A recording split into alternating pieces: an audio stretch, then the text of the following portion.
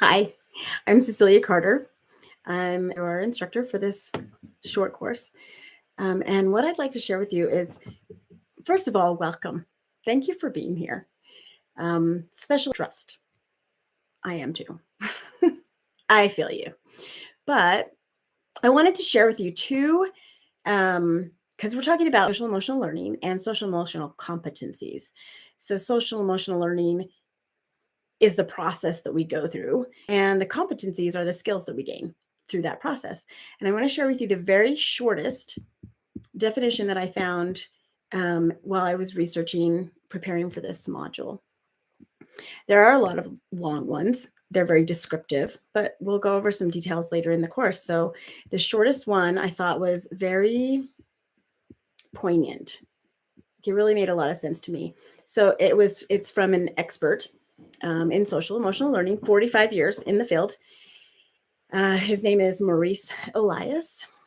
And he described, he just like boiled it down to the essence, right? He described it as a set of competencies. This is social emotional learning is a set of competencies that form the basis of human interaction. That is so simple. It's the basis of our interaction with others and with ourselves. The things we're thinking, the feelings we have because of that, how we're communicating and responding to other people, and the feelings we have because of that, the thoughts. So it can go pretty deeply, but when you think about biology and just brain development, that it makes perfect sense, doesn't it? That as we start when we're born, as we start to think and communicate, interact, and respond to our world, we're developing knowledge that turns into these skills. It's a process, and we can go through it our whole life. It's adults and from children to late in adulthood. We can be improving and developing and strengthening these competencies. We'll talk about 5 simple ones in the course, but I wanted to share with you, in case you're thinking, that school is like worse than ever. Oh man, through the years it has gotten harder. I agree. I've been teaching for 27 years, over 27 years now, and it's hard. So, what I thought was really, really interesting was that 19 years ago, we're talking 2004, it's 2023 right now at the time of this recording. An American educational psychologist and professional development expert, so he's worked with teachers a lot. His name is Lee Shulman. Well, he kind of painted this picture of what he saw when he was when he's in classrooms, how he views it. He described classroom teaching as perhaps the most complex, most challenging, and most demanding, subtle, nuanced, and frightening activity that our species has ever invented.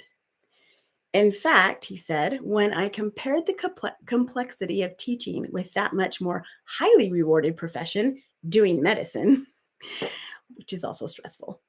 But he concluded that the only time medicine even approaches the complexity of an average day of classroom teaching is an emergency room during a natural disaster. Now, I'm a PE teacher, and you might be a PE teacher too. So think about the classroom and think about the gym, right? You're thinking it. Are we triaging constantly? Yes, teachers in a classroom are. I'm not diminishing the fact that they have a lot going on. They're with the same kids all day long. We have a different dynamic. We have kids coming in and out all day long, all week long, different kids, lots of kids. And it's an active atmosphere, but we are also triaging. It's complex. It's challenging. It's demanding. There are subtleties and nuances that we pick up on or we don't pick up on. And it can be frightening, just like he said. So if he was thinking that 14 years ago, before all the things that have happened in the last 3 years, then what are we looking at now? I thought that was very interesting. As we go through this, as you go through this course, I hope that you'll get something out of it. and that just even one meaningful thing would make it worth it for me to have gone through this process. And like I said, thank you for being here. I appreciate that. Enjoy it.